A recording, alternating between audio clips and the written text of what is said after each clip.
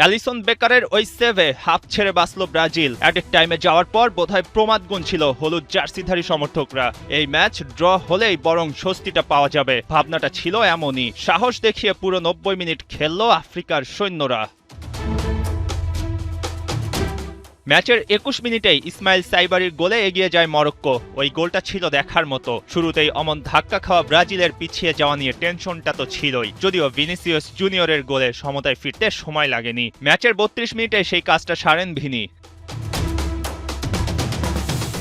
Half time পর্যন্ত আর কোনো পক্ষ গোল পায়নি। সেকেন্ড হাফে মরক্কো যেন আরও চড়াও হলো। ব্রাজিলের গোল মুখে বারবার ছুটে যাওয়ার চেষ্টা। আশরাফ হাকিমি, ইব্রাহিম দিয়াজদের দৌড় ব্রাজিলিয়ান সমর্থকরা ভুলে যেতে চাইবে টুর্নামেন্ট জুড়ে। ম্যাচটা অন্তত ড্র করা গেছে, ওটাই এখন প্রাপ্তি। ভিশন কিউডি মিনি এলইডি টিভিতে আছে এমইএমসি এবং ডিবিএক্স টিভি সহ লেটেস্ট সব টেকনোলজি। Vision television.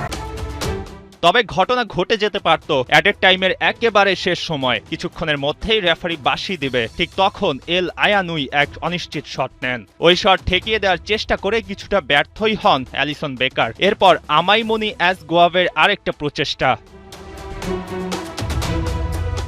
অ্যালিসন ওই শটও ঠেকিয়ে দেন কোনো মতে। ব্রাজিল সমর্থকরা মাথায় হাত দিয়ে দাঁড়িয়ে পড়েছিল।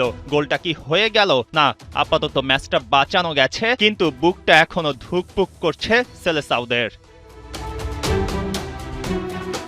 পুরো ম্যাচ জুড়ে দারুণ খেলা মরক্কো। বল পজিশনে 49%, শট ব্রাজিলের চেয়েও বেশি। সেলেসাউরা যেখানে 12 শট নিয়েছে, মরক্কোর শট 14টি। ব্রাজিলের হেক্সামিশনের প্রথম ম্যাচটা দেখে নানা মন্তব্য থাকতে পারে সমালোচকদের। কতটা অ্যাবিলিটি আছে এই দলের 6th টাইটেল নেয়ার, সেই প্রশ্নটাও সামনে এলো। আর মরক্কো আরেকবার প্রমাণ করলো কেন তারা আফ্রিকান ব্রাজিল।